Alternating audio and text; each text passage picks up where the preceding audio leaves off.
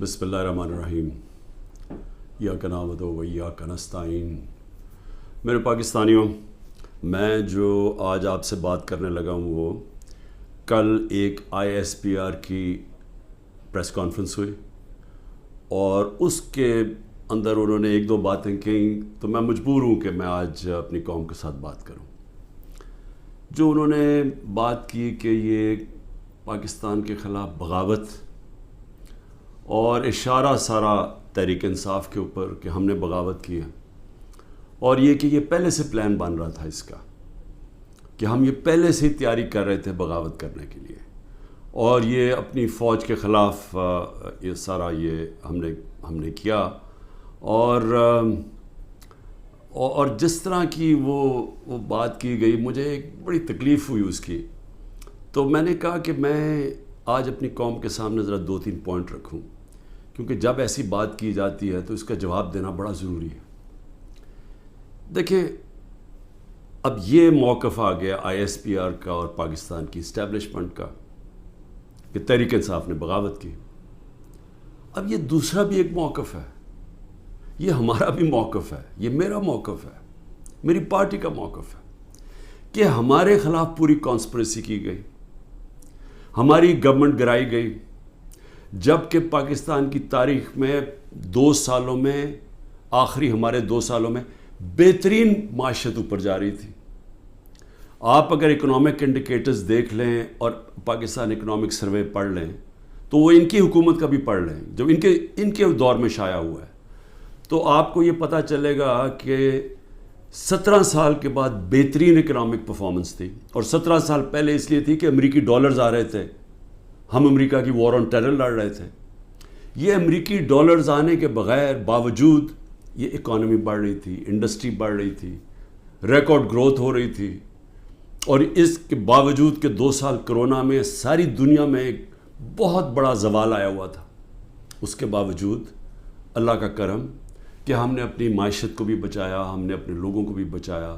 دنیا نے اکنالج کیا کہ پاکستان نے جو قدم اٹھائے کووڈ-19 میں وہ دنیا میں مثال تھے۔ ایک امریکی ایک اکانومسٹ جو کام کرتا تھا ڈونلڈ ٹرمپ میں، اس نے کہا کہ اگر امریکہ پاکستان کی مثال لے لیتا تو کتنے 10 کھرب ڈالر بچا سکتا تھا۔ تو اس گورنمنٹ کو گرایا گیا ایک سازش کے تحت، تو یہ ہم کہہ رہے ہیں کہ ملک سے غداری ہوئی۔ اس کے بعد 25 مئی کو ہمارے ساتھ جو ہوا، کسی پولیٹیکل پارٹی سے ایسا نہیں ہوا کہ وہ لانگ مارچ کر رہی ہے اور 2 دن پہلے گھروں میں گھس کے اٹھائے جا رہے ہیں لوگ، کتنے ہزار گھروں میں پولیس گھسی رات کے صبح کے 3 بجے۔ یہ پہلی دفعہ کسی پارٹی سے ایسے ہوا۔ 3 لانگ مارچز میرے خلاف ہوئی، بتائیں ایک بھی FIR کٹی؟ ایک دفعہ ہم نے کسی کو روکا؟ کسی کے اوپر ٹیئر گیسنگ ہوئی؟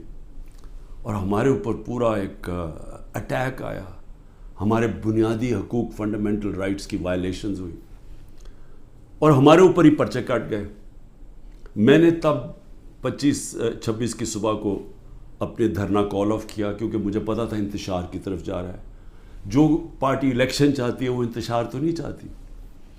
تو اس کے بعد ہمارے اوپر یہ نہیں ہوا کہ سستیاں کم ہوئیں، جب ہم 30 بائی الیکشنز جیت گئے 37 میں سے، باوجود اس کے کہ پوری اسٹیبلشمنٹ کی سپورٹ تھی یہ 12 جماعتوں کی، میرے اوپر قاتلانہ حملہ ہوا، مجھے قتل کرنے کی کوشش کی گئی، میں اپنی FIR نہیں کٹوا سکا۔ یہ بھی سازش تھی، کیونکہ وہ طاقتور لوگ بیٹھے ہوئے تھے، میں کچھ نہیں کر سکا۔ پھر جو JIT بنی پنجاب کی ہماری گورنمنٹ تھی، اس نے جو چیزیں سامنے لے کے آئیں، جب وہ چیزیں سامنے آ رہی تھیں کہ 3 شوٹر تھے ایک کی بجائے، وہ JIT کو سیبوٹاج کیا طاقتور لوگوں نے۔ سازش تھی، کیوں نہیں ان JIT کو چلنے دیا۔ اس کے بعد ہمارے اوپر میرے گھر پہ حملہ ہوتا ہے۔ ہم ایشورٹی بانڈ جب دے رہا تھا میں کہ جناب میں وہاں 18 مارچ کو اسلام آباد کے جوڈیشل کمپلیکس میں جاؤں گا، کوئی قانونی جواز نہیں تھا میرے گھر پہ، 24 گھنٹے حملہ کیا، اور وہ ایشورٹی بانڈ بھی نہ لے پولیس، کیونکہ انہوں نے مجھے اغوا کرنا تھا یہاں سے۔ یہاں لوگوں کو زخمی ہوئے، سارا دن گھر اندر بیٹھ نہ سکے، 24 گھنٹے ٹیئر گیس گھروں کمروں کے اندر. کبھی کسی لیڈر سے ایسے نہیں ہوا. 18 مارچ کو پھر میرے اوپر ایک قاتلانہ حملہ ہوتا ہے. اللہ کا کرم ہے کہ میں بچ جاتا ہوں. سارا وہاں اوپر ISI نے اس کو ٹیک اوور کیا ہوا تھا، جو جوڈیشل کمپلیکس ہے. CCTV کیمرہ انہوں نے بند کر دیے. پوری تیاری تھی کہ عمران خان کو قتل کرنا تھا وہاں. وہ اللہ نے ایسا کرم کیا کہ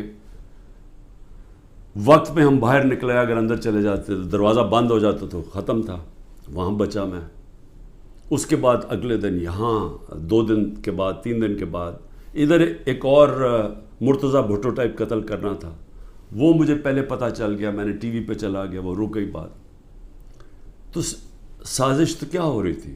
سازش یہ ہو رہی تھی کہ ایک پارٹی جو جیتنے جا رہی تھی الیکشن، اس کو پارٹی کو ختم کرنے کے لیے لیڈر کو ختم کرنا تھا. اور پلان تب سے ہی بنا ہوا تھا. کیسز شروع ہو گئے تھے مہینوں کے اندر. جیسے 70 سال میں ایک آدمی کے اوپر ایک کرمنل کیس نہیں ہوتا، چند مہینے میں آج 170 سے زیادہ کیس ہو چکے ہیں. یہ یعنی کون سا انصاف کا تقاضا ہے کہ ہر قسم کا جو ہر دوسرے دن کوئی نیا کیس ہو جاتا ہے. سارا میرا وقت ایک عدالت سے دوسری عدالت میں لگتا ہے. تو یہ کون سا، یہ ملک کی بہتری کے لیے ہو رہا ہے کہ ایک پارٹی، سب سے بڑی پارٹی کو باہر رکھنا؟ اس سے بڑی سازش کیا ہے؟ جمہوریت، سب سے بڑی پارٹی کو ختم کرنے کا مطلب جمہوریت ختم کرنا ہے، اور جمہوریت ختم کرنے کا مطلب آزادی ختم کرنا ہے. تو یہ کیا ملک کے خلاف سازش نہیں ہے؟ اور پھر جو 9 مئی کو ہوا، اب ISPR صاحب کہہ رہے ہیں کہ جناب 9 مئی کو جو ہوا ہے وہ ایک بڑی سازش چلتی آ رہی تھی، تو وہ سازش سامنے آئی، بغاوت.